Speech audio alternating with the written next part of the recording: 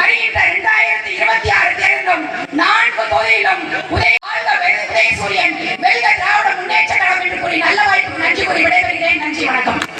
கிருஷ்ணராயபுரம் சட்டமன்ற உறுப்பினர் மரியாதைக்குரிய அக்கா சிவகங்கை சுந்தரி அவர்களை உரையாற்றுமாறு அன்போடு அழைக்கின்றோம்.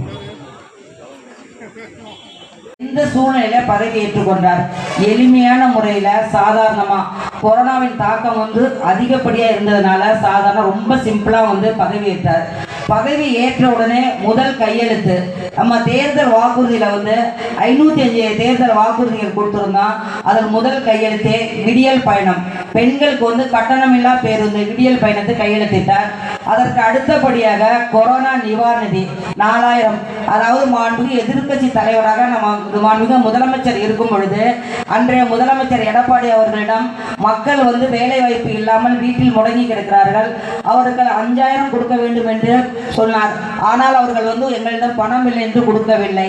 தேர்தல் நெருங்கின்ற நேரத்தில் 2021 ஜனவரி மாதம் ஒரு டோக்கன் அட்வான்ஸ் மாதிரி ஒரு 1000 ரூபாய் கொடுத்தாங்க. கண்டிப்பாக நாங்கள் ஆட்சிக்கு வந்தால் அந்த 4000 நாங்கள் மீண்டும் தருவோம் என்று மாண்புமிகு முதலமைச்சர் அவர்கள் அனைத்து குடும்ப அட்டைதாரர்களுக்கும் 4000 வழங்கப்பட்டது. அதற்கு அடுத்தபடியாக எல்லோரும் எள்ளி நகையாடினார்கள். மகளிர் உரிமை தொகைன்னு சொல்றாங்க, அது கண்டிப்பா அவருக்கு நிறைவேற்ற முடியாத ஒரு திட்டம், பொய்யான வாக்குறுதின்னு சொன்னாங்க. அவர்களுக்கு நெத்தியடியாக தான் குடும்ப தலைவிகளுக்கு மாதம் 1000 வழங்கும் திட்டம். சிறப்பான திட்டத்தின் மூலமாக 1,14,00,000 மக்கள் பயனடைந்து வராங்க. மீதி விடுபட்டவர்களுக்கு இப்போ ஜூன் 4ஆம் தேதி மீண்டும் ஆன்லைன்ல அப்ளிகேஷன் கொடுத்து எல்லாமே போட சொல்லியிருக்காங்க, அவர்களுக்கும் வந்துடும்.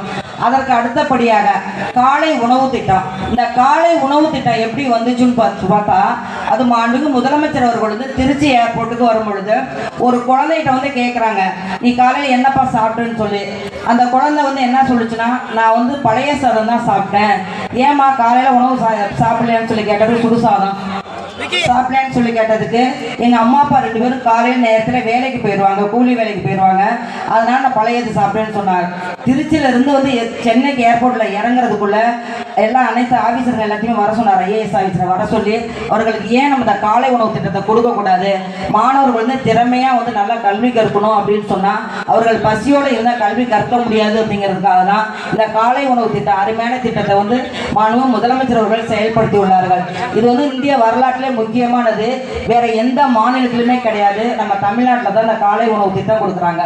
அதே மாதிரி பார்த்தீங்கன்னா அரசு பள்ளியில் படிக்கிற குழந்தைகள் 6 முதல் 12ஆம் வகுப்பு வரை படிக்கிற மாணவிகளுக்கு உயர்கல்வி படிக்கணுங்கிற நோக்கத்தில் மாண்புமிகு முதலமைச்சர் அவர்கள் புதுமை பெண் திட்டம் மூலம் 1000 ரூபாய் மாதம் வழங்கப்படுகிறது.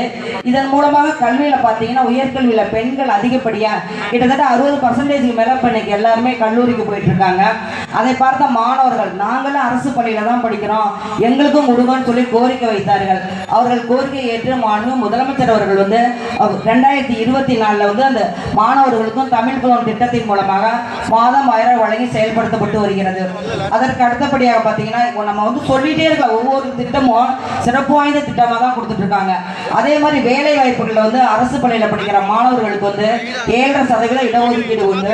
அதே மாதிரி கல்லூரிகளில் படித்தாலும் அரசு பள்ளியில் படிக்கிறவங்களுக்கு 7% இடஒதுக்கீட்டின் மூலமாக குறைந்த மதிப்பெண்கள், கிராமப்புறத்தில் படிக்கிற மாணவர்கள் அதிகப்படியாக போட்டி தேர்வாக இருந்தாலும் சரி அவங்களுக்கு ஊக்குவிக்கணுங்கிறதுனால தான் இந்த 7.5% இடஒதுக்கீடு கொடுத்து அவர்களுக்கு முழு செலவையும் அரசு ஏற்றுக்குது.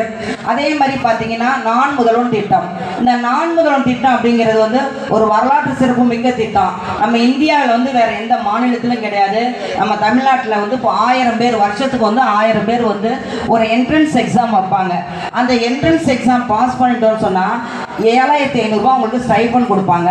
அந்த ஸ்டைஃபண்டோட சேர்த்து படித்து பாஸ் பண்ணிட்டோம்னு சொன்னால் ப்ரிலிமினரி எக்ஸாம் பாஸ் பண்ணிட்டோம்னு சொன்னால் அடுத்து மெயின் எக்ஸாம். அந்த மெயின் எக்ஸாமுக்கு 25,000 கொடுத்து படித்து பாஸ் பண்ணிட்டாங்கன்னா ஐஏஎஸ். இப்போ பார்த்தீங்கன்னா ஐஏஎஸ் எக்ஸாம் எழுதி ரிசல்ட் வந்துச்சு. அந்த ரிசல்ட்டில் பார்த்தீங்கன்னா நான் முதல்வன் திட்டத்தின் மூலமாக நம்ம தமிழ்நாட்டில் மொத்தம் 57 பேர் பாஸ் பண்ணியிருக்காங்க. நான் முதல்வன் திட்டத்தின் மூலமாக 50 பேர்.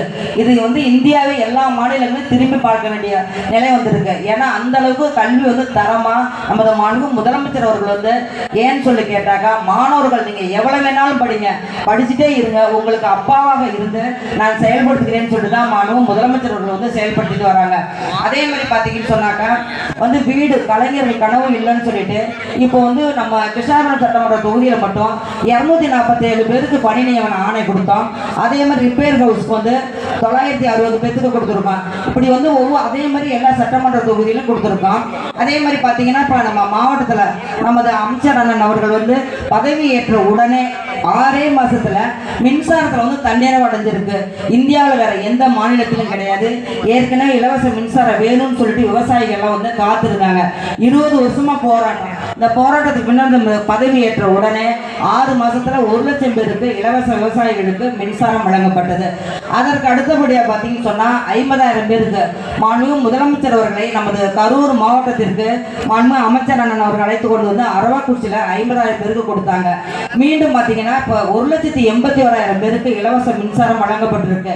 இதெல்லாம் தொடர்ந்து நம்ம என்ன பண்ணணும்? இவ்வளோ திட்டங்கள் இந்தியாவில் வந்து ஒவ்வொரு மாநிலத்திலையும் சரி. இப்போ சம்மர் இருக்கு. இந்த காலத்தில் கூட 8 மணி நேரம் மற்ற அண்டை மாநிலங்களில் வந்து கரண்ட் இருக்காது. ஆனால் நம்ம மாநிலத்தில் பார்த்தீங்கன்னா 24 மணி நேரமும் கரண்ட் எப்பயுமே இருந்துகிட்டே இருக்கு. இதெல்லாம் வந்து வரலாற்று சிறப்பு. அதே மாதிரி பார்த்தீங்கன்னா அனைத்து ஜாதியினரும் அர்ச்சகராகலாம். அனைத்து ஜாதியினரும் அர்ச்சகராகலாம்.